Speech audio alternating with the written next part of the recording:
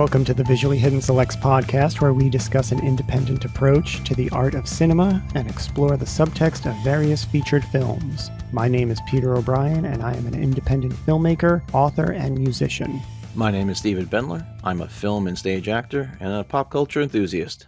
I'm Anne Milleville, a French screenwriter and producer. This week's VHS selection is Poltergeist from 1982, directed by Tobe Hooper and starring Craig T. Nelson, JoBeth Williams, Dominique, Dunne, Oliver Robbins, Heather O'Rourke, Zelda Rubinstein, Beatrice Straight, and a bunch of other people. If you have not seen Poltergeist, then I strongly encourage you to head over to the Visually Hidden YouTube channel, subscribe so you don't miss any future recommendations, check out the video, check out the film, and come on back to the podcast because we will be discussing it openly with spoilers. Here we go. Poltergeist is one of those films that has been around literally forever in terms of my lifetime. You know, and when you're a kid, you don't always necessarily distinguish between the different films. You know the characters, and the characters stand out. And that's one reason why, like, you know, you get to know actors, I think, is like, oh, that's not Bill Murray, that's Peter Venkman. He's in this movie too. Or that's not Craig T. Nelson, that's Coach, and he's in this movie too. It's more about recognizing the person when you're a kid than the story. So Poltergeist, Poltergeist 2, and then as I got older, Poltergeist 3 came along, but that one was kind of very different because it was really just Carol Ann at that point. But Poltergeist and Poltergeist 2, sometimes when I was a kid, I didn't always necessarily know which one I was watching at the time until I got a little bit older, and then it became crystal clear. Like, oh yeah, this is the good one. You know, that one, it has some interesting stuff going on, but it's not the same movie. I think that happens with a lot of those movies from that time period. Yeah. This is the good one realization when you hit a certain age. Yeah, I think that's exactly right. So this is the good one. This is the great one, I would dare say. It's a phenomenal film, especially in the horror genre and the contemporary horror genre and the ghost story subgenre. Haunted house films, you know, they don't always work. They can be kind of cheesy, but this film really kind of rises above and just takes advantage of all of the tricks of the trade at the time and everything that had come before. So it's just a good foundation and inspiration from the classic ghost story films, but it puts it in a contemporary setting. And so I just find it very, very enjoyable and entertaining. I love recommending this one to people who have not seen it because, again, not everybody's going to like a horror movie. But I think this is a little bit more than a horror movie. I knew it was about ghosts, but that's it. And I didn't even know that there were many movies with this title. So really, I didn't know much about it. So I didn't expect much because it's a horror movie. You know, I'm not a big fan of that. But I must say that I was really surprised. It was entertaining, which is not always the case for me for horror movies. And it was surprising all along. I mean, you have many twists, and I really enjoyed that. So really surprising, good surprise, success well deserved. Thank you for the discovery once again. And I understood that Spielberg was involved in the film, but I'm so surprised that you can feel Spielberg's touch so much. And I'm not an expert about Spielberg, but we talked about many of his movies in this podcast. So now I can kind of recognize when he's around. And I was surprised it was not directed by him because definitely you have his touch all along. I really love this movie. For me, this is a movie that I've said this a few times. I don't remember exactly when the first time I saw it was. So that's kind of true and kind of not true. So I know exactly when the first time I saw this movie was. I just don't remember it because I saw this movie in the theater and I was a little over the age of 1. My mom says that when JoBeth Williams is in the pool and the skeletons are popping up, that I stood up on her lap and I clapped and I cheered. So if that has any indication of how I am as a human being, I think that was it. That was the big tell. And it's one of those movies that, again, it's so good that you take for granted how good it is sometimes. I'm not a big fan of the haunted house movie. It's got to be really good because I feel like this is the benchmark. Yeah. This is kind of that blueprint going forward because, yeah, there were haunted stories before this, but this is that blueprint that carries into the future and what we now know as ghost stories. But what I love about the film is the way it's set up and executed. I feel like in a lot of the modern day films, the rules and the world, it's all kind of just not really settled in and things can kind of shift and there's no real certainties, where I feel like this one, the way they lay things out, they tell you and then it executes it. And that's, to me, one of the things that makes this a great movie. Yeah, and I think a big part of that comes from Steven Spielberg as the writer. You know, he is the catalyst for this story. He is essentially the storyteller, and that's a big part of where his fingerprints start to appear all over this film. Clearly, he knows how to tell a story. He knows how to introduce characters, he knows how to develop them, and he knows how to introduce conflict and action that affects the audience. And so, as the storyteller, I think that's a big contribution from him. And then in the day-to-day execution, you know, that's one of the big controversies with this film is who's the director. And I addressed this a little bit in the VHS, but I stand by Tobe Hooper because, again, just to restate, it's a big discredit to him. And I mean, he's directed a lot of films and nobody questions his involvement as a director in any one of those. And he is the pioneering source behind the Texas Chainsaw Massacre. Like, that is his film start to finish because it's an independent film. Like, nobody said, like, hey, go make this movie. Okay. You know, like, he conceived it and executed it and forged his career. From there, you know, he went on and he did the first television adaptation of Stephen King's Salem's Lot. And again, that deals with a lot of spooky elements and the old kind of haunted house. I mean, it's vampires, but still the Marston house is kind of that spooky setting. So he has a track record going into this film that Spielberg gravitated towards because Spielberg himself was a huge fan of Chainsaw. I remember reading a story once where the cinematographer was visiting a friend on the set of, I think, 1941, and Spielberg pulled the cinematographer into his trailer for like 2 hours and just asked him questions about the setups for Chainsaw, specifically the one where it's the low tracking shot following the girl under the swing up to Leatherface's house. And, you know, so clearly there was an admiration there and a mutual respect. I think it's just when the film came out, there was so much Spielberg in the production that it kind of overshadowed Hooper, because again, Spielberg's making blockbuster films that everybody's seeing. Hooper's making small horror films that maybe 10% of the population are seeing. So there's a social or societal disconnect there. You know, it's so hard to not think of it as Spielberg's movie. I mean, I had heard that when the actors were talk about this, where they asked the question, who was the real director? Some of them said that some days they weren't sure who was really in charge. So there might have been a power struggle, or it wasn't.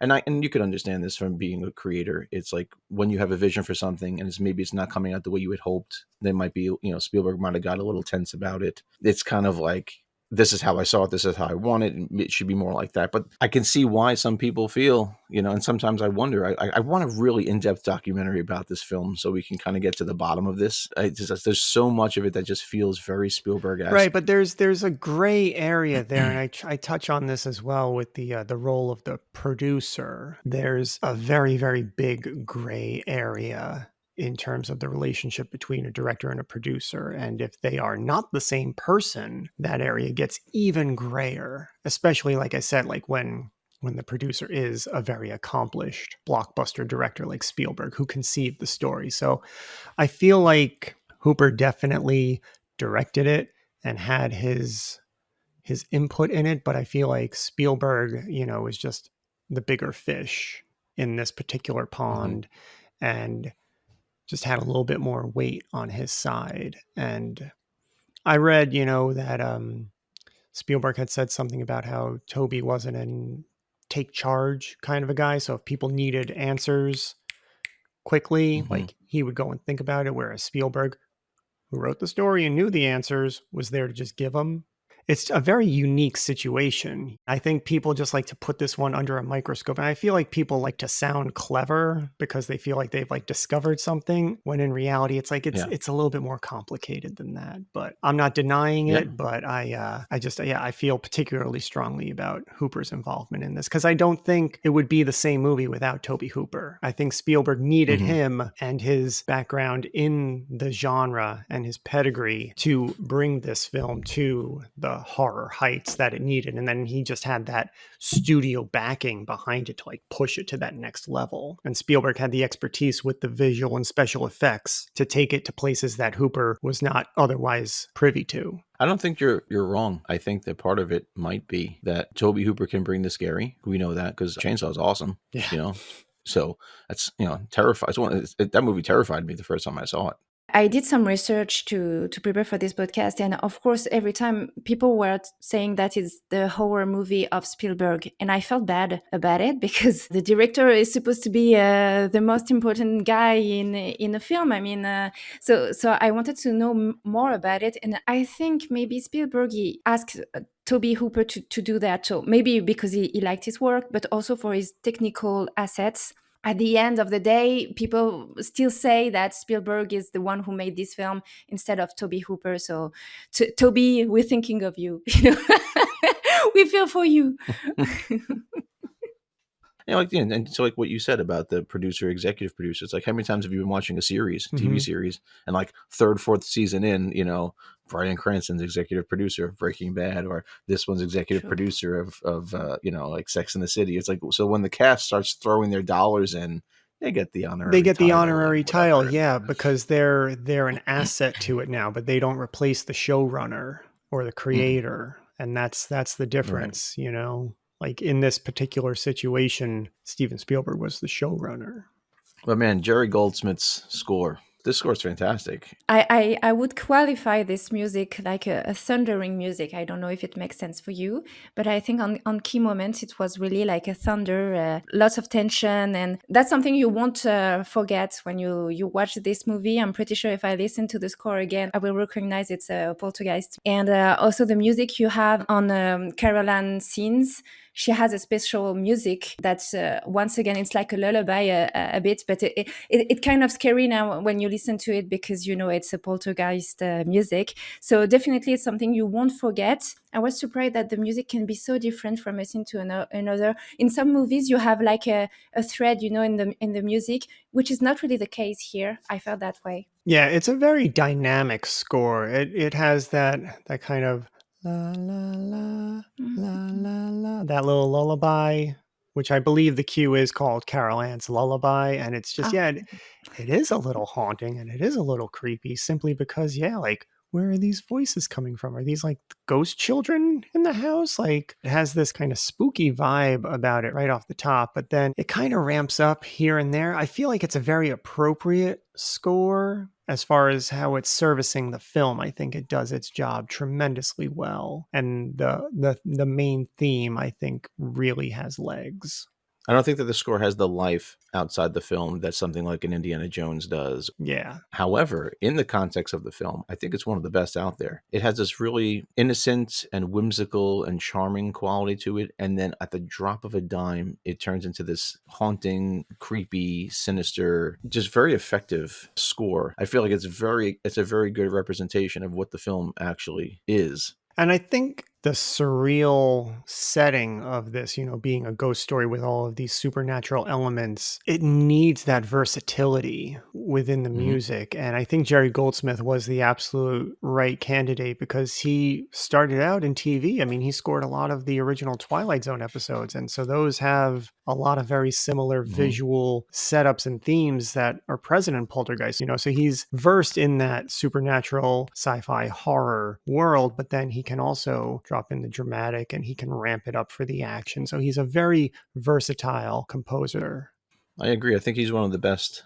But with a film like this, it's a horror film, and horror films are notorious for being small scale productions. It's like if you want to make a film and you want it to be successful, you make a horror film because they just sell and everybody loves them. And so you have all of these isolating horror films, the cabin in the woods or the remote location, the campground, like things like that. But here we're in the middle of a suburban neighborhood, but even still, we don't really leave the house too much. Like a lot of the story takes place in and around the Freeling house. And just to maximize the story on this scale within that location, I think is like another really impressive element of this film. To introduce all of these fantastic elements into this very common setting is what kind of puts this film, I think, over the top and makes it resonate in a way that other films don't. Because there's so many little things. Like if you walk around your house and you just like, how can we make the kitchen counter fucking terrifying?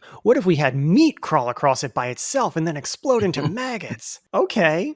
And how can we make the laundry closet fucking terrifying?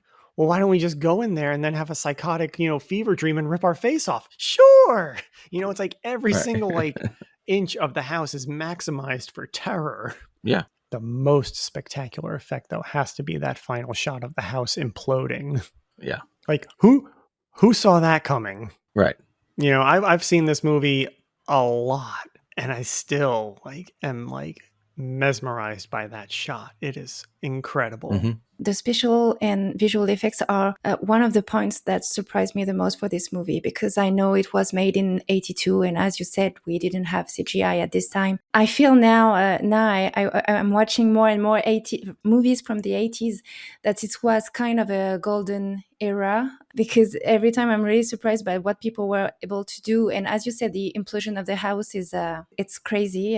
It's just 1 minute on screen, but it seems it was lots of work to make it possible, and that's crazy. When you think about it, you have maybe 100 visual effects in this movie, and none of them are unrealistic. I mean, maybe nowadays I could say just one of them I was a bit disappointed is the one when Dr. Lesh, she opens the door and you see the toys spinning around in the room. Maybe it looks a bit fake for nowadays viewers, but otherwise I'm really surprised about everything. I'm a good audience for moving objects. I love that when you see the steak and the chairs and everything. I think it's fabulous because, as you said, it's in a house, so you relate to it.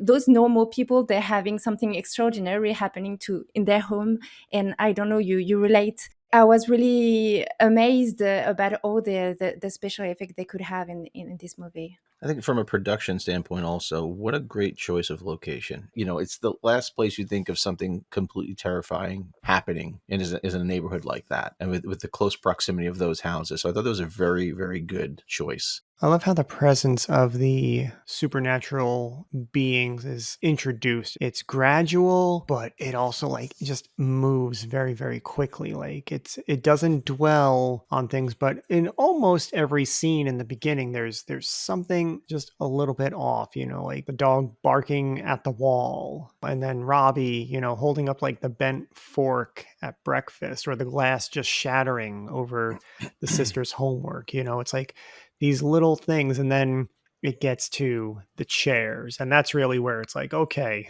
there's something's not right here. All that other stuff is, could be circumstantial, but really when the chairs, I mean, of course, the ghost coming out of the TV to Carol Ann, but nobody else witnessed it, they just Right. woke up to what felt like an earthquake. With the chairs, that's when the parents, and specifically the mom, is really introduced to these phenomenon. And what a great visual setup to do it all in the one take, no cut. And then from there, it sets the tone for that tangibility where it's like, okay, that's real. My eyes never left that angle, and so then moving forward, it gives everything else this kind of sense of reality. And that's one of the most terrifying lines to me when JoBeth Williams asks Carol Ann, are those the TV people? She said, yes. Did you see them? She said, no. Did you? Oh, wasn't expecting that comeback. But in subsequent viewings of this, I feel like the scene where Stephen and the neighbor are fighting over the television, their clickers are, they're too close to each other. It's the same frequency. I think that's the first sign that something's wrong with the house, is the frequency in the property is off, and it's aligning things. And you don't know that as the audience. You have no clue, because, okay, this is just a humorous exchange between two neighbors. They're just fighting over, who's going to have the control of the television in their house. And then when you watch it again, it's like, oh shit, something's off on the grounds of these homes, and things are linking up and things are weird. And then you see the stuff that you just mentioned. So I think for me, that when you go back and watch, not knowing the first time that, things are going to escalate and get crazy. That's probably the original. That's first. Well, I think the first is when Carol Ann wakes up in the middle of the night and talks to the TV before the credits. Oh, right. Yes. Sorry. Yes. But that ties in with the frequencies, and then there's the situation with the neighbor, and then even later in the film when Tangina is walking through the house and she tells everybody to be quiet because they're jamming her frequencies. There you go. I watched it again last night. I don't know how many times now I've seen this movie, and I had all the lights off. And when she's watching the television flicker, like my entire living room is Yeah. flickering. It's almost like, where does the movie end, and where does, like, she's watching the television flicker, I'm watching the television flicker, but my entire house is flickering. So it kind of brings you Yeah. in. It's so weird. I'm sure it's better on big screen, but that's also why this movie it's a feat in a way. The fact that you can watch it for the first time. It was the first time I watched it on TV, and it was jaw dropping. You know, it's so when you have so much emotion, so much intensity watching it for the first time at 30 years old on a small screen. I cannot imagine what it is in the first when you watch it for the first time in a big screen. It must have been something, definitely. I wish 1-year-old me could remember what it was like seeing it on the big screen. And now a word from our sponsor. This podcast is brought to you by Visually Hidden Selects. If you're looking for a spoiler-free recommendation of a classic film with professional analysis and insight, check out Visually Hidden Selects, exclusively on the Visually Hidden YouTube channel. I love how the whole movie starts. The first thing you hear is the national anthem, which sounds so silly and ridiculous. Like, So American. okay, we're going to start a horror movie with the national anthem, but people right. But people forget, right? Back in the day, TV would go off at a certain time. Like, there was no broadcast, and you would get that static across the television. What a great way to enter that world of what's going to happen. You know, like the TV's going to go to the vacant broadcast, and then boom, we're brought right in with Carol Ann. I mean, it takes you right in immediately. You know what my absolute favorite thing about this film is? It's the last shot of the movie. It is one of my favorite shots in anything ever. And I love how it also bookends with that opening shot, because you start right in on the television and the static and you pull out. Well, the last shot of this movie is the family walking to their motel room, and then the dad puts the TV out, and it ends on that shot of the TV, but it continues to pull back. It like pulls back forever. And I have studied this shot. Like, they must have had the longest boom in the world on the road outside of the parking lot, because they wet down the parking lot. There are no tire tracks that you can see from the crane, and it just goes on like all the way. It's such an amazing shot, and it's one of my favorite things ever, and it's in this movie. So that's another reason why I just happen to really love this particular film. But I do love also how it just ties in and bookends with the opening shot. Yeah, absolutely. It's a haunting shot too. Just the empty, because the entire time you're watching it, you're wondering if the TV is going to go back on. You're like, it's like it could happen. Yeah, the last shot, I agree with you. It's I loved it too, and I expected to see, as you said, the TV turning on, maybe not for a Poltergeist, but just turning on, and then the end of the movie. So you expect maybe something happening again. Like I said in the video, I think one of the things that really keeps this film accessible is the performances and the casting specifically. You know, like, can you imagine Jack Nicholson and Meryl Streep as the parents in this film? Nobody would care. No. Nobody would care at all about this family. And I think that's a real strength of this film, is the cast. They look like a family. They seem like a family. No one seemed out of place. And one thing I liked about all the characters across the board, because sometimes in some of these, these horror films, you'll get a character that's adversarial or a pain just for the sake of creating some kind of conflict or some kind of drama. And you don't get that in this film. When the Freeling family reaches out for help, everyone who comes to help genuinely gives a shit and cares. Dr. Lesh really cares. And to me, that makes all the difference in the world. To me, it's a kind of one of the things that makes it work, is the fact that I'll be here. And even just the relationship with her and JoBeth Williams, and with the empty bottle, when they've gone through the liquor, it's been, they're on this ride together. Talking about Dr. Lesh, that's something I really love about this character, is that she arrives quite early in the story, and you think that she's going to be the helper, the saver. But actually, when she comes to the house, you understand that she's as scared as the family is. So seeing that someone who is kind of an expert of ghosts being so afraid of what's going on when she's drinking her tea. I love that. I love the fact that it's not just the hero coming. It's just another human being that is completely lost about what's happening. Yeah, the relationship with Dr. Lesh and the family, and yeah, you're right. Like in the beginning of the film, Stephen, the father, he has all the answers, right? You know, he tells him about the thunder and the lightning and this. He's a very, you know, headstrong, good provider. He goes to his job and he's like the top salesman, you know, but then he encounters this thing with the chair. And it's like, what, you know? And then from there just escalates to the tree and the tornado and all this crazy shit. So when you see him in the office of the parapsychologist, you know, and he just looks like he hasn't slept in days, it's like, oh man, this was the hero. You know, this was the dad. He had all the answers. What's going on here? Craig T. Nelson and JoBeth Williams, I think they are really the backbone of this film. And then Beatrice Straight as Dr. Lesh and especially Zelda Rubinstein as Tangina. I mean, holy shit. Like you think you've like seen it all up to that point, and then she walks into the frame and she's a little person, you know, she's not an assuming like big presence. It's like, you know, it ties back into like Lord of the Rings and the Hobbits, you know, not to be offensive, but like the most unassuming of character walks in and is the most competent and capable of navigating that realm. And it's just like when Yoda is like the powerful keeper of the force, you know, and it's like the smallest of characters makes the biggest difference. And I think that's a pretty cool theme. I hope she will like that you compared her to Yoda and to a hobbit. I love her. I agree with all that. I love her. It is a compliment. I agree.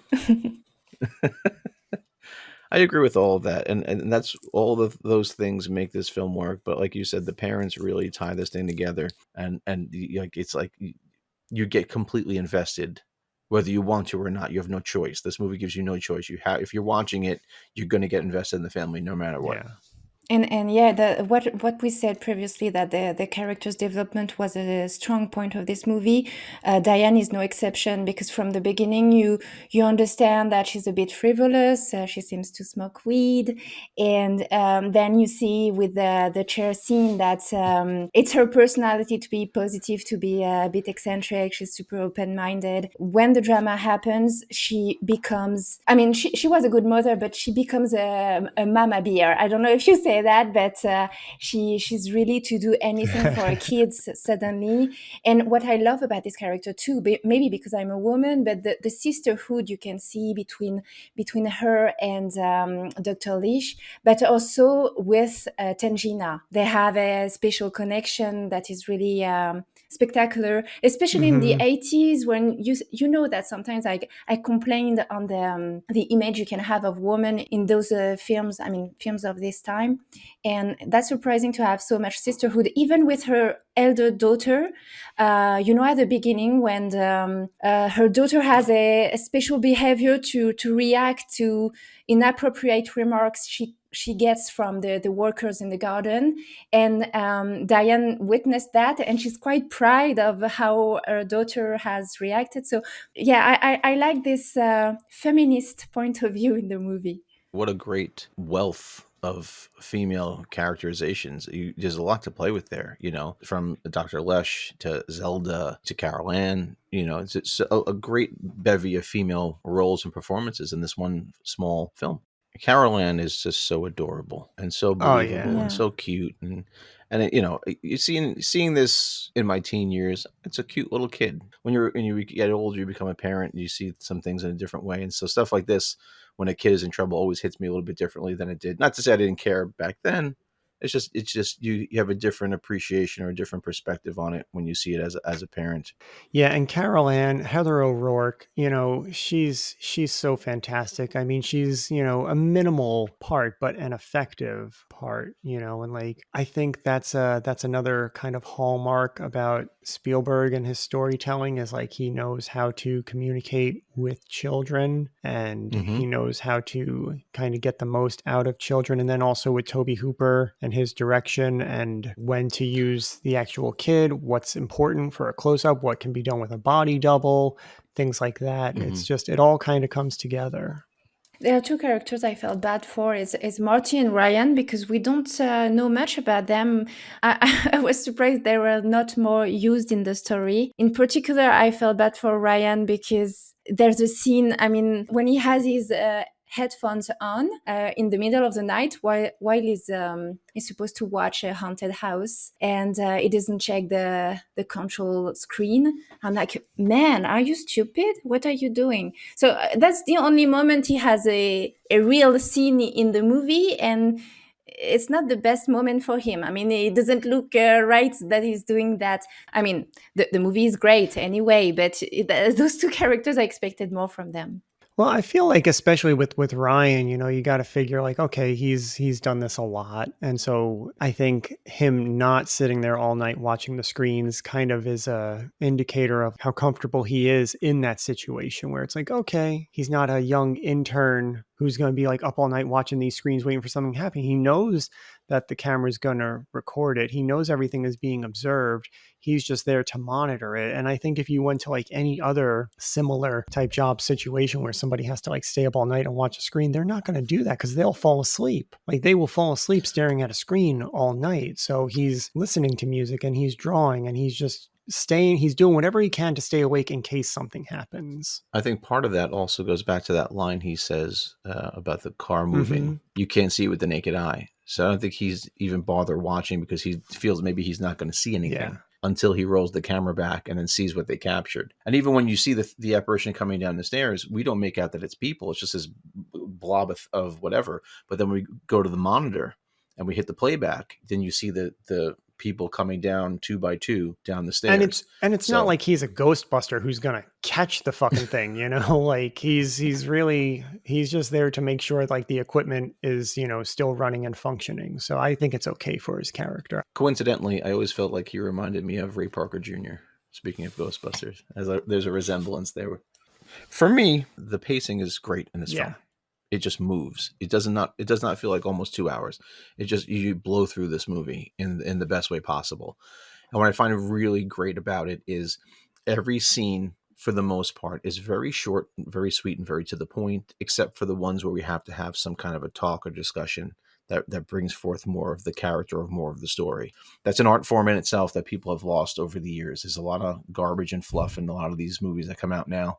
Zelda has the unenviable task of giving all that exposition about what's going on, and because as an audience member, you're sitting there watching this for the first time, you're saying, okay, well, what the hell is happening, and what's causing all this, what's the problem? It could be brutal, but she is so good at it. And I like the way the camera's set up because it's like we're over the shoulder of the parents, and it's like she's like explaining to the parents and to the audience what's happening in this. There's a real connection between the line is very blurry in this film between the audience and the protagonists, you know, and so there are so many serious questions at this point. You know, it's coming at the end of the second act instead of the beginning of the second act or the end of the first act, you know, like where they place it. It's like they've taken their time to lay out all of this phenomena, and now here's a glimpse at what's sort of going on as opposed to putting it up front. That's such a hard job, is when one character gets loaded with the exposition. It's brutal. It could be brutal, but it wasn't. And it all made sense. And it's like, oh, okay. And she keeps talking, and I got it. We're on board. And then let's do it. Let's get the tennis balls. You know, let's get the mission going. Let's go get your daughter. Right. Now we get. And everybody's business. Like, yeah. But she is wrong at the end because Tangina says that now they're good. The poltergeist is over. I mean, the poltergeist event is over. So everybody's relieved, but actually it was not. And that's the twist. Yeah. But that's crazy that they stayed in the house anyway. I mean, the house was not clean. But even if you know that it's over, I'm not sure I would have slept again in that house anyway. I mean, the trauma and everything. I mean, Let me tell you something. I've always said this. The minute they got Carol Ann back, it's Motel 6 time. I don't know why we're spending an extra night in the I'm house. always reminded of the Eddie Murphy skit, where he's talking about like the Amityville Yes. Horror and Poltergeist Delirious. and Delirious. He's like, get out. Too bad we can't stay, baby. We can't stay though. That's one of the best parts of Delirious. Yeah, when he talks about Poltergeist and other like just the neighborhood, got great schools, got kids playing. But then we wouldn't have the spectacular ending to this film, and it's like, it's that false sense of security. It's like, this house is clean. Get out. Yeah, as much fun as this film is, it always has that aura around it, that dark cloud surrounding not only this film but the entire series. This is one of those quote cursed films, and personally I don't really believe in that. I just feel like it's exploiting tragedy to a kind of almost deplorable level, considering what happened and who was involved. I mean, in this film specifically, of course, the eldest daughter, played by Dominique Dunne, she was strangled by her boyfriend, and the youngest daughter, Carol Ann, she passed away at the age of 12 during Poltergeist 3. But even in the sequel, Poltergeist 2, Julian Beck, who played Henry Kane, aka the Beast, he passed away from stomach cancer like while they were filming. Like, you can just see him become more and more withered away, which totally works for his character in that film. He is fucking terrifying, and like one of the best parts of that film. And even Will Sampson, who we remember from One Flew Over the Cuckoo's Nest, he played Chief. He's also in Poltergeist 2, and he passed away shortly after that film as well. And there are a couple of other people here and there, but that's part of life. Like, people pass away. I don't think it's connected to a curse. I think it's just marketing and exploiting tragedy. And so I don't necessarily like to condone that kind of a thing. The same way I'm going to defend Tobe Hooper to the end of days on this film. I'm gonna defend against the idea of a curse on this film. Yeah, I agree with that. Same thing. I mean, a lot of tragedy happened to the cast of Glee after Glee ended, but people don't say Glee's cursed. It's just a terrible set of circumstances and coincidences. And I don't think it's cursed either. And but I think that for better or for worse, lends to the mystique of Poltergeist. The fact that there were all those real skeletons they used in the film, that adds to the mystique and to the aura of the legend that is Poltergeist. So all that stuff plays into the legacy of this film and to the remembrance, for good or for bad. It's unfortunate, those poor kids dying so young and whatnot, and even the older cast members, anyone dying, it's always an unfortunate situation, but it all plays into the lore and legacy of this film. And like I said earlier, this movie is the blueprint for what haunted house movies would eventually become. And right now, right up into current day, like I said, one of my favorites is the Conjuring, the original Conjuring. I think it's one of the most well done of the type of genre, but you wouldn't have that one if we didn't have Poltergeist. No. And honestly, like when you think about the legacy of this film, a lot of people tend to gravitate towards the curse and the tragedy. But if you ask me, the real tragedy and curse is the remake of this film. I didn't even see it. I won't watch it. Yeah, well, won't do it. It's totally unnecessary, and it doesn't do a single thing. It's just a cash grab, and it's kind of sad. But this film, I think it really stands tall among the horror genre. It's definitely, again, like a lot of the films we've been talking about this month are my like personal top 10, because I just think they really bring something to the genre that keeps it alive and keeps it going and gives people a source of inspiration or something to strive for or something to look back on. Because I see a lot of horror movies from all over, history and time, and some of them are just really, they're entertaining, but they're not good. And this one is entertaining and really, really good. You know, I feel like anybody, even if you don't like horror, it's not your thing, you can watch this movie and be entertained and find value within it. Like, it's not exclusive to horror fans. Yeah, definitely not. That will about do it for us here today at the Visually Hidden Selects podcast. We will be discussing a completely different film next time, so be sure to head over to our YouTube channel and subscribe so you don't miss any future recommendations. You can catch Stephen Bendler on Instagram over at Steve's Pop Culture Corner. Anne and I, of course, are also on Instagram as well as Letterboxd, so you can follow us over there and find out what we've been watching and see what we think. And until next time, this podcast is clean.